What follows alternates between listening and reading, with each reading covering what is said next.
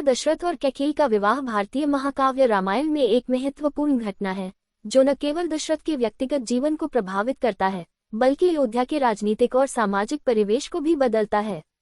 इस विवाह के साथ मंथरा का अयोध्या में आगमन एक अनायास घटित घटना नहीं थी, बल्कि इसके पीछे गहरी राजनीतिक और पारिवारिक परिस्थितियां छिपी हुई थीं। मंथरा की भूमिका और उसका अयोध्या में आगमन विशेष रूप से महत्वपूर्ण है, क्योंकि वह अंततः रावण के पक्ष में खड़ी हुई और राम के राज्याभिषेक के खिलाफ षड्यंत्र रचने में शामिल हुई। राजा दशरथ की 3 पत्नियां थीं, कौशल्या, कैकेयी और सुमित्रा। इनमें से कैकेयी राजा दशरथ की सबसे प्रिय पत्नी मानी जाती थी और उनकी महत्वपूर्ण भूमिका रामायण में खास तौर पर सामने आती है। कैकेयी के विवाह के समय मंथरा उनके साथ अयोध्या आई थी। मंथरा, जो कि कैकेयी की दासी थी, एक विक्षिप्त और चतुर महिला थी, जिन्होंने अपने स्वार्थ और विरोधी विचारों के चलते कई घटनाओं की दिशा बदली।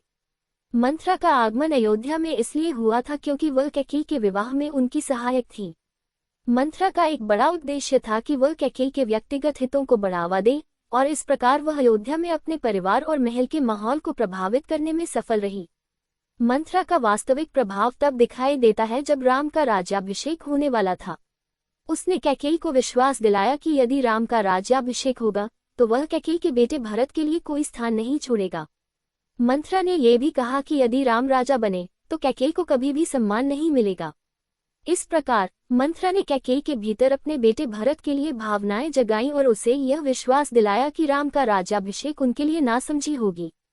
मंथरा की चालाकियां और उसकी योजना ने पूरे राजघराने और अयोध्या के वातावरण में अशांति फैलाई। उसने कैकेयी को इस हद तक उकसाया कि वह अपने पति राजा दशरथ से राम के राज्याभिषेक को रुकवाने की मांग करने लगी।